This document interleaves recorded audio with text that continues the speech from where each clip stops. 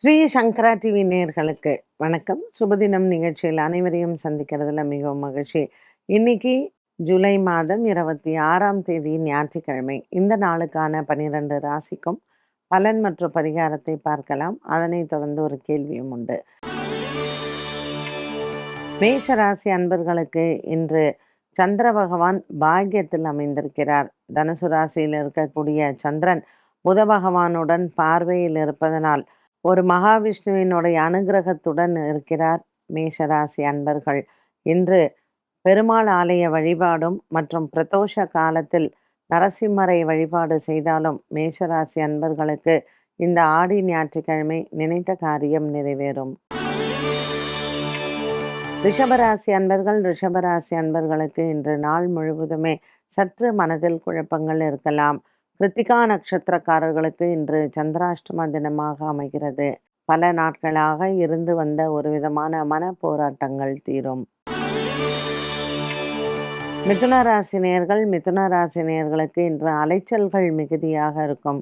சந்திரன் புதன் சப்தமத்தில் இருப்பதனால் இன்று கணவன் மனைவி உறவில் நல்ல ஒரு திருப்தியை பார்க்கலாம். பிரதோஷ காலத்தில் இன்று சிவபெருமானை வழிபாடு செய்தால் எடுத்த காரியத்தில் வெற்றிகள் கிடைக்கும். மிதுன ராசி நேயர்களுக்கு இன்று புதன் சந்திரன் பார்வையில் கேந்திரத்தில் இருப்பது ஒரு மிகப்பெரிய வெற்றியை தரக்கூடிய நாளாக அமைகிறது. கடகராசி அன்பர்களுக்கு பல நாட்களாக இருந்து வந்த மன சோர்வு தீரும். ராசியில் சூரியன் மற்றும் குரு பகவானின் சஞ்சாரம் கடகராசி அன்பர்களுக்கு பெரியவர்களினுடைய உடல் ஆரோக்கியத்தில் முன்னேற்றமும் மற்றும் வரவேண்டிய பண பாக்கிகளை வசூல் செய்யவும் ஏற்றது. சிம்மராசி நேயர்களுக்கு இன்று மனக்குறைகள் இல்லை. கொடுக்கல் வாங்கல் ஆகியவற்றில் இன்று உங்களுக்கு நல்ல ஒரு மன திருப்தி ஏற்படும். இன்று நாள் முழுவதுமே உங்களுக்கு நல்ல ஒரு மனதிற்கு திருப்தியை தரக்கூடியதாகவே இருக்கும். கொடுத்த கடன் பாக்கிகளை வசூல் செய்யலாம். இன்று கோதுமை தானம் செய்து பிரதோஷ காலத்தில் சிவபெருமானை வழிபட்டால் இந்த நாள் நல்ல நாள். கன்னிராசி நேயர்களுக்கு இன்று நாள் முழுவதுமே நல்ல ஒரு மன நிறைவை தரும். வரவேண்டிய பண பாக்கிகளை வசூல் செய்யலாம். இன்று ஞாயிற்றுக்கிழமை பிரதோஷ தினத்தில் சிவபெருமானிடத்தில் நந்திதேவருக்கு மாலை சாற்றி அர்ச்சனை செய்ய கண்டகச்சனியினால் ஏற்படக்கூடிய குறைகள் தீரும். துலாம் ராசி அன்பர்களுக்கு இன்று பொருளாதார சிக்கல்கள் தீரும். 6ஆம் இடத்தில் இருக்கக்கூடிய சனி பகவானால் தன லாபங்கள் உண்டு. நீண்ட தூர பிரயாணங்கள் ஒரு சிலருக்கு நன்மையை தரும். இன்று துலாம் ராசி அன்பர்களுக்கு மனதால் ஏற்படக்கூடிய ஒரு சில குழப்பங்களுக்கு மாலை நேரத்தில் விடை கிடைக்கும். விருச்சிக ராசி நேயர்களுக்கு இன்று பொன் பொருள் சேர்க்கை உண்டு. பெண்களுக்கு நல்ல ஒரு லாபகரமான நாளாகவே இருக்கும். பாக்கியத்தில் இருக்கக்கூடிய குரு பகவான் மற்றும் 2ஆம் இடத்தில் சந்திரனும் இன்று ஐஸ்வர்யத்தை கொடுப்பார். பிரதோஷ காலமான இன்று நந்தி தேவரை வணங்கி சிவன் ஆலயத்தில் தீபம் ஏற்ற விருச்சிக ராசி நேயர்களுக்கு எடுத்த காரியத்தில் வெற்றிகள் உண்டு. தனுசு ராசி நேயர்களுக்கு இன்று மாலை நேரம் மிகவும் உகந்தது. பல மாதங்களாக இருந்து வந்த ஒரு மனச்சோர்வு நீங்கும்.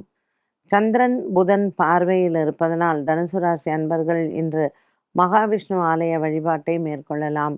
விஷ்ணு சஹஸ்ரநாம பாராயணம் செய்வது உங்களுக்கு மனதில் திருப்தியை கொடுக்கும். மகர ராசி அன்பர்களுக்கு மனக்குறைகள் இல்லை. கொடுக்கல் வாங்கல் ஆகியவற்றில் நல்ல ஒரு மாற்றம் உண்டு. 5ஆம் இடத்தில் இருக்கக்கூடிய செவ்வாய் 6ஆம் இடத்தில் இருக்கக்கூடிய புத பகவான் சற்று உங்களுக்கு மனதிற்கு ஆறுதலாக இருப்பார். இன்று பொருளாதார சிக்கல்கள் தீர்ந்து வருமானங்கள் அதிகரிக்கும். கும்பராசி நேயர்களுக்கு இன்று நீண்ட நாளாக இருந்து வந்த ஒரு வித மனவேதனைகள் மாறும். 6ஆம் இடத்தில் சூரியன் குருவுடன் இருப்பது கும்பராசி நேயர்களுக்கு குடும்ப சுமையை குறைக்கும். இன்று ஆன்மீக ஆர்வங்களும் ஆன்மீக தலைவர்களையும் சந்திக்கக்கூடிய நாளாக இந்த நாள் அமைகிறது. சூரியன் மற்றும் குரு பகவான் 6ஆம் இடத்தில் இருப்பதனால் சிவன் ஆலயத்தில் இன்று பிரதோஷ காலத்தில் அபிஷேக பொருட்களை தானமாக கொடுக்கலாம். மீனராசி நேயர்கள், மீனராசி நேயர்களுக்கு இன்று மனக்குறைகள் இல்லை. சந்திரன் 10ஆம் இடத்தில் இருப்பதனால் தொழிலில் முன்னேற்றங்கள் உண்டு. புதிய தொழில் மற்றும் வியாபாரம் சம்பந்தப்பட்ட விஷயங்களில் இன்று பேச்சுவார்த்தைகள் வெற்றி அடையும். வியாபாரம், தொழில் சார்ந்த விஷயங்களில் மனதில் நல்ல ஒரு உறுதி ஏற்படும்.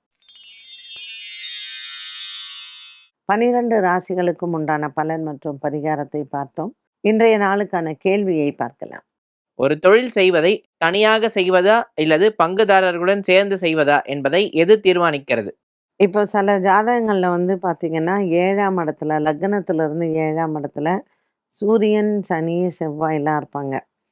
இந்த சூரியன், சனி, செவ்வாய் 10 குடைவனும் சேர்ந்திருப்பாங்க. அப்போ தொழில் காரகன் சப்தமத்துல 7ஆம் இடத்துல ஒரு சூரியன், செவ்வாய், சனி, ராகு, கேது அசுப கிரகங்களோட சேரும்போது இந்த பார்ட்னர்ஷிப் ஒத்து வராது. அதனால கண்டிப்பா ஒரு பார்ட்னர்ஷிப்ல ஏன்னா நல்லவங்க கஷ்டப்படுறாங்கன்னு நினச்சு சேர்ப்போம். அவங்களே நமக்கு பின்னாடி பெருசா ஆப்பு வைக்க போறாங்கன்னு தெரியாது. அதனால எப்படி ஒரு லைஃப் பார்ட்னர் நம்ம பார்த்து திருமண பொருத்தம் பார்த்து கல்யாணம் பண்றோமோ, தொழிலுக்கும் அதை பார்க்கணும். அந்த 7ஆம் இடம் அப்படிங்கிறது நம்ம பார்க்கணும். 8ஆம் இடம் தேவையில்ல. 7ஐயும் 10ஐயும் பார்க்கணும். இப்ப 7 குடையவன், 10 குடையவன் வந்து 7ஆம் இடத்துல இருக்கான். ஆனால் கிரக சேர்க்கை சரியில்லைன்னா, அவங்களுக்கு எந்த காலகட்டத்திலயும் அந்த கூட்டு தொழில் வந்து அமைப்பு சரியா இருக்காது. ஸோ, அது நீங்க உங்க ஜாதகத்தை விட உங்க மனைவி ஜாதகமோ, இல்ல கணவர் ஜாதகத்திலேயோ கூட்டு தொழில் அமைப்பு நல்லா இருந்ததுன்னா, அவங்க பேர்ல பண்ணலாம். என்ன நேயர்களே, இன்றைய சுபதினம் நிகழ்ச்சியில் அனைவருக்கும் பயனுள்ள விஷயங்கள் பேசினோம். மீண்டும் சந்திக்கும் வரை நன்றி. வணக்கம்.